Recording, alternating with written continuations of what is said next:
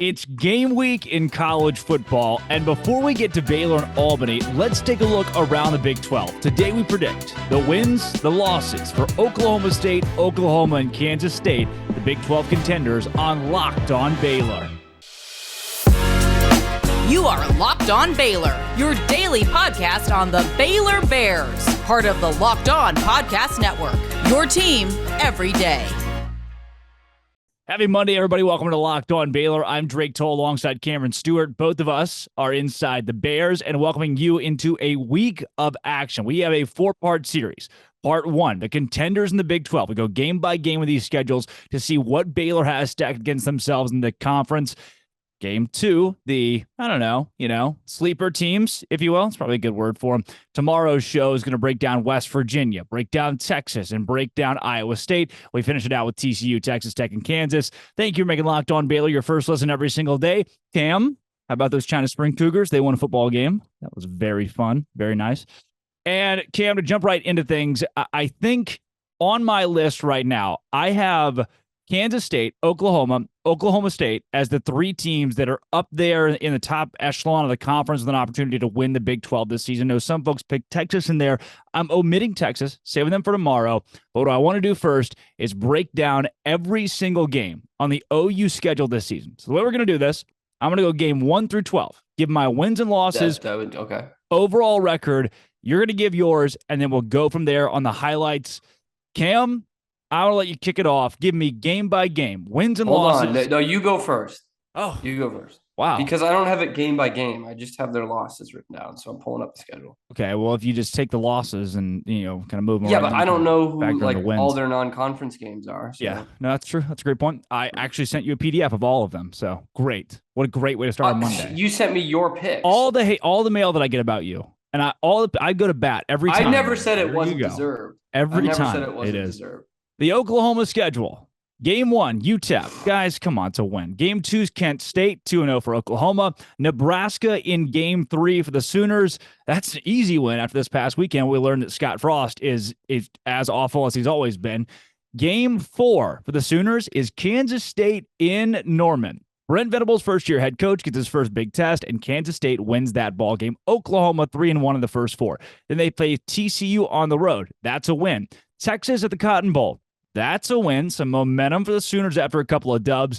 Kansas at home, easy win. Team's now 6-1. Bye week, and then Iowa State on the road. I've got Oklahoma putting things together, going to Ames and getting a win. They come home against Baylor, 7-1 OU against your Bears, and Oklahoma loses that game to play West Virginia on the road the next week, bounce back with a win, beat Oklahoma State at home, and then, Cam, this is my big upset in the Big 12 this season. All right, let's hear it. Texas Tech and Oklahoma in Lubbock. I've got the Red Raiders winning that game and the Sooners finishing with a record of 9-3, 6-3 in Big 12 play. They have effective cupcakes in the non-conference, 9-3 overall for OU this season with losses to Baylor, Kansas State, and Texas Tech.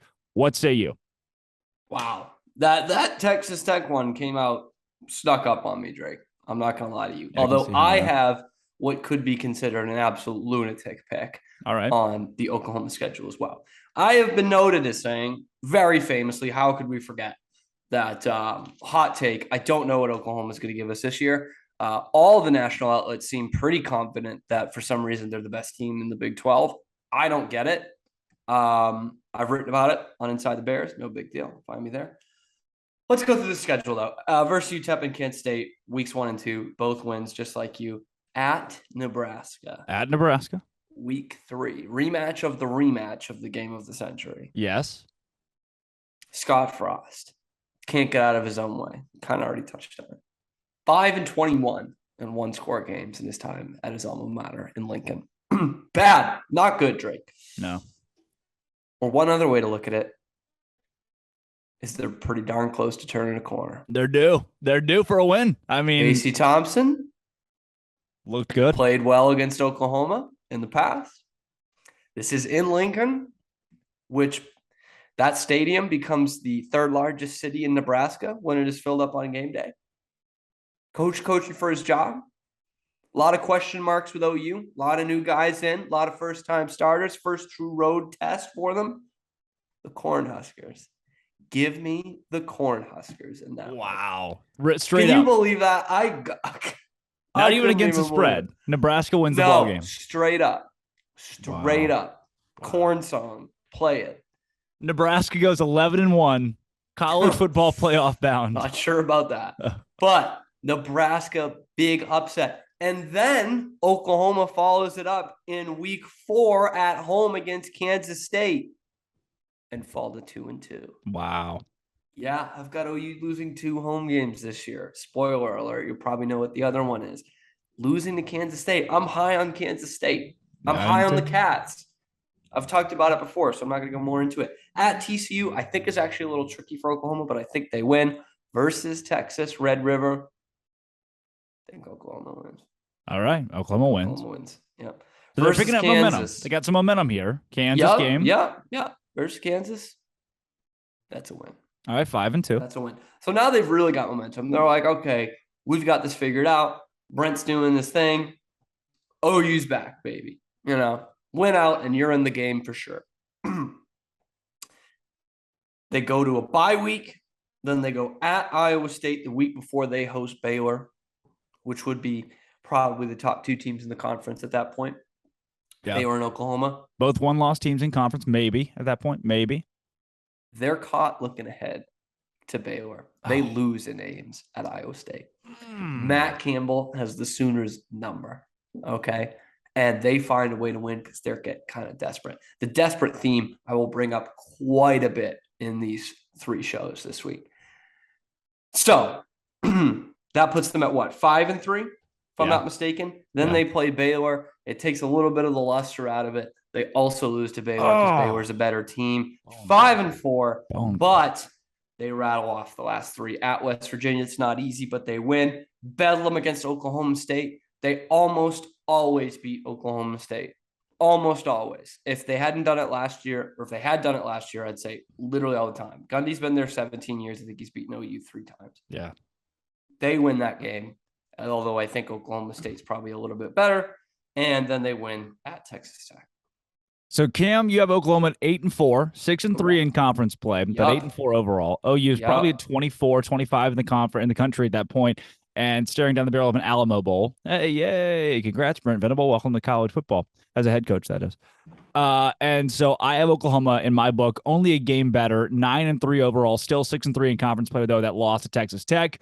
So the first contender on our list, both of us are taking out of not only playoff contention, but also Big 12 championship contention. Yeah, pretty much. And the way I thought of this list beforehand, before going into game by game, I was like, Baylor, Oklahoma, Big 12 championship. I put that spiel in before where I don't know what I'm getting from Oklahoma. Yeah. But I do think Brent Venables is going to be a good head coach. I hope, especially once he gets a better situation than he has right now, which is going to be in the very near future because it's Oklahoma. But I was like, you know what? It's the same thing I think with Baylor, is I like Baylor's question marks better than I like a lot of other teams.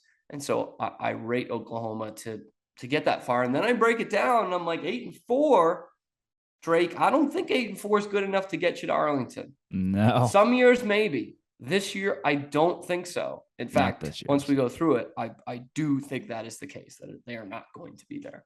So, kind of a wild one, but yeah. Cam, the next one. I just have too many question marks. I am of the school of thought Oklahoma does not make it to Arlington this season, a first-year head coach.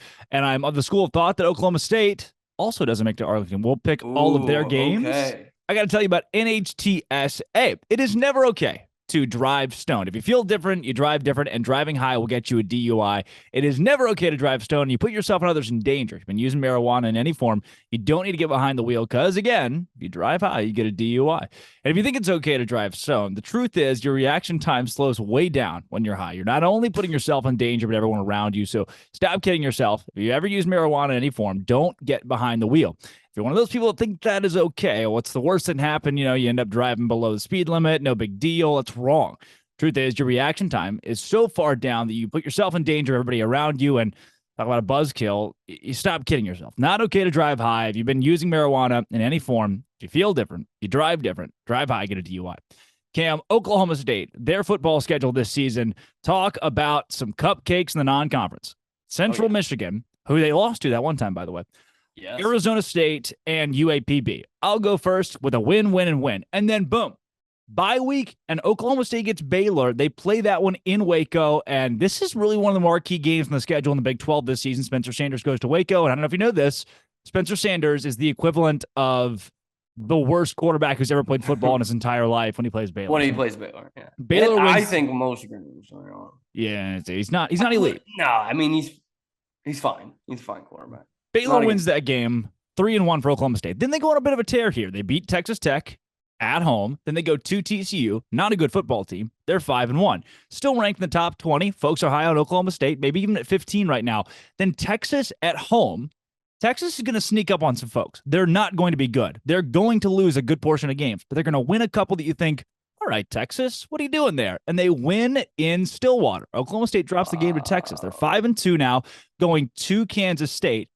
And they win it at Kansas State. Little revenge game after Texas. Kansas State's riding high, having started the season hot, and Oklahoma State wins in Manhattan and then wins in Lawrence, Kansas, and then wins against Iowa State at home. So I'm feeling right now you're sitting at 8-2 thinking it's a 10-2 season for Oklahoma State until they get Oklahoma on the road in Norman. And like you said, Oklahoma always beats Oklahoma State. Always. The Cowboys lose that ball game. They end up beating West Virginia at home in the last game of the season. The same record as the Sooners, 9-3, 6-3 overall. My pick for the Oklahoma State Cowboys, who miss Arlington for the first time since 2020. Cool. What say you? Oh, you want me? Oh, yeah, I'm sure. I have 3-0 going into the conference schedule as well. Well, I mean, let's just say it. 3 group of 5 teams. Yeah. Arizona State in the middle there. I mean. Is that one guy still there? No, he left. Did he really? Yeah. Remember the quarterback you're talking about? No. You played to win the game. Herm Edwards, the coach. Is Herm still there? Herman Edwards. I think he actually is. Dude. I think he bad. is. That's a bad athletic program. It's bad. That's just a bad athletic department. Bobby Hurley. Yeah. That's a different story. I didn't think he was going to be that bad. They are that bad. The Krzyzewski coaching tree continues to impress. Okay, so 3-0 at Baylor. This is what everyone's saying, like Big 12 game of the year right there with the Baylor-Oklahoma game, rematch of the Big 12 championship. I thought it was going to be a comfortable Baylor victory, but with them having that confidence at 3-0, an extra week to prepare, I think it's going to be a little closer. I'm still picking Baylor to win. So that's OSU's first loss. They win at Texas Tech. They lose at Texas Christian. They lose to TCU on the road. And if you're asking for a coherent reason why, I can't give you one. I can't. But TCU puts in that win they just shouldn't win. And I think that's it. They put in their Baylor. They beat Baylor last year, yeah? Yeah, I think they do it to Oklahoma State. I also have them winning a weird one as well, a different part of the season, but that's for a different day. Then they go to Texas. Or no, they play Texas at home. Sorry. They play Texas at home. And like you, I have them losing that game. Pretty much for the same reason. Texas is just, they're going to have some confidence at that point. I think that's just after OU, which I think they're going to lose. And at some point, Quinn Ewers is going to have a great game, I think.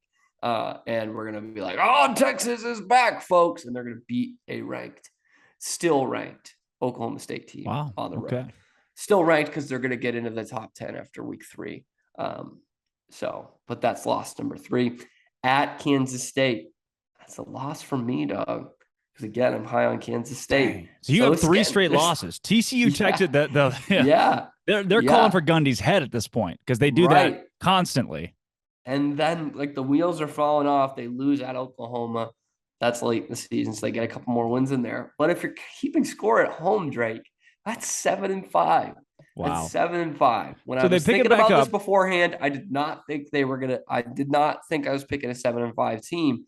But I just think there's a lot that can go wrong with this Oklahoma State team. You know, again, they're like Baylor where they're replacing a lot of their weapons. Yeah. And I think Spencer Sanders could just get really frustrated, and it just has the makings of like a promising season that kind of falls apart right in the middle there. But 7-5. Yeah. 7-5. And that is a bit bold, Right. They If fall you apart put a a bit. gun to my head the day of the TCU game at TCU, I might still pick Oklahoma State, like if my life depended on You it. should, yes. But I think TCU is going to sneak out and have a weird win or two. And I think that's one of them. So Same with the UT game, playing UT at home. For Oklahoma State, the losses to TCU, Texas, Kansas State come in succession, and then a win against Kansas, win against Iowa State, loss against Oklahoma, and a win against West Virginia. So finishing for you at 7-5, for me 9-3, 6-3 in conference play. So that is now Oklahoma and Oklahoma State, two teams that neither of us have making it to Arlington based on how we picked their schedules to this point. The third team and the final team in today's show is Kansas State. Everybody's like sleeper. They were in May. It was like, hey, Kansas State could be pretty good. And slowly but surely, everybody else is jumping aboard the Kansas State train. It has picked up so much momentum without any football being played. They loved it. People love this team. And for good reason, I believe. They're an older football squad that has Chris Kleiman, who, if he's going to come along, they really are, aren't you? It's always are. It's like literally they started that. Bill Snyder at some point in like the 80s. Is that me? You hear that? You good? Yeah, my phone alarm right there. All right, continue. Bill Snyder, whatever. At some point, Bill Snyder in the 80s, he like literally redshirted his entire senior class so that he would have two groups of seniors the next year, and they like went over but had two groups of seniors the next year. And that's kind of been the same ever since. They're just always a veteran team. They've always got guys where you're like, that guy is still there. Like they've started for 4 years.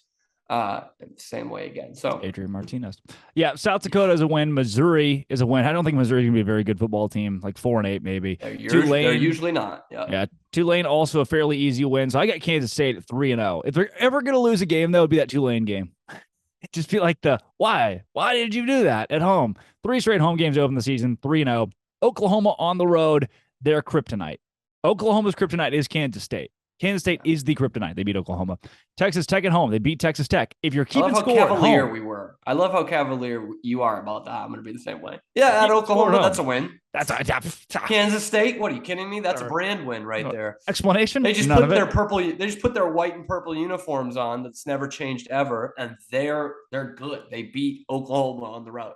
Kansas State 5-0 going into the Iowa State game. Kansas State's made their way to the top 15 at this point, and you're thinking, all right, Iowa State, we're going to beat them. They don't. They lose in Ames because it's Ames and it's two teams that just aren't fun to watch. They're just not. It's like that would be the most boring game in the world. So it's probably an 11 a.m. and no one's watching it because it's like, Kansas State should win by 14. And then they don't. They lose. One of those crappy, weird games where Baylor plays at 3 or 2:30. So you're watching just the end of it and you're like, what just happened? So I got a loss there. TCU on the road. That's a revenge game. They just lost. They're going to pound TCU. Then get Oklahoma State at home. They're going to lose that one, too. So I've got Kansas State kind of faltering in the middle of their schedule, 6-2. But here's where things get nuts. Texas at home. It's a win for Kansas State. Big win for the program. Baylor on the road.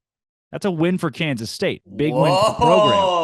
Oh, okay. Yeah. West Virginia on the road. Country roads take me home. They win at West Virginia. Kansas at home. They win against Kansas. 10-2 after 4 straight wins to close out the year. 7-2 in conference play, 10-2 overall. Kansas State headed to Arlington. All right. Okay.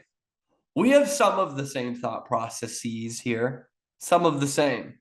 I think the schedule favors Kansas State so well. It's one of the reasons I'm really high on them. Yeah. I mean, it's like I almost said it's like what Baylor used to be, but it's still what Baylor is. Whenever Baylor has these great seasons, they're playing OU at home. They're playing Texas at home. They're playing, I guess that's TCU on the road. But you know what I mean? Like their biggest games are at home, and they inevitably win them. That's going to be the case with Kansas State, I think, this year. Your favorite team, South Dakota. You love the Moms, South Dakota. Love South Dakota Moms. Big South Dakota Moms fan. That's a win. I'm having them at 3-0 as well. At Oklahoma, I also have that as a win. I do. Again, very cavalier about it. First is Texas Tech. That's a win. At Iowa State, that Corn Bowl is two teams that actually really don't like each other. Cyclone Larry told me that. That's a Cyclone victory. We have it the same. Something about Iowa the game. State could be actually a sleeper team this year. Yeah. I think. They don't could be really the best have them as that. 7-5 team in America. That's what I mean. And I think they're gonna like 2 or 3 of their conference wins are just gonna be like, wow, how the hell did they do that? Yeah. That's gonna be one of them. All right. At TCU, I actually agree with you. I think that's gonna be one of those blowouts. Yeah. Those like humongous. It's never like the best team. It's never Oklahoma versus Kansas. That's like the biggest blowout. It's always a team that's kind of good versus a team that's just going in the wrong direction, but aren't the worst. That's what's going to happen. Like, that's going to be a beatdown. They're going to score like 50 in Fort Worth. Versus Oklahoma State. That's a big win. A win. Okay. Okay. Keep it going. For Kansas State. Versus Texas. Another home game. That is. And it's another big program victory. They beat the Longhorns. Yeah, not an upset. At Baylor, which probably will end up being the biggest game in the Big 12 on the Big 12 schedule. The way we have it, at least, it definitely is. That's a Baylor victory. Wow. All right. Baylor Bear victory. Kansas State's easy, dropped 2 and now. It's not all that pretty, but it is a win. B shape. And so at this point, Kansas State had hyped them up so much for that game. They come in with a full head of steam, beating Oklahoma State, beating Texas. They lose at Baylor. It's absolutely crushing. They go to West Virginia. The Mountaineers are really battling for a bowl spot. Coach. Neil Brown's on the hot seat. The Mountaineers win that game. Wow. Yeah. That's probably my other biggest weird pick. But West Virginia wins that game. Kansas State beats their in-state rival pretty handily against Kansas. But so you have it 9-3, Kansas State. So right now, Drake, if you're keeping score at home, right now, in terms of the teams we went over, that puts them in Arlington. But we haven't gone through the whole schedule, all the teams yet. For now, it does, and we will not go gone through all the teams yet.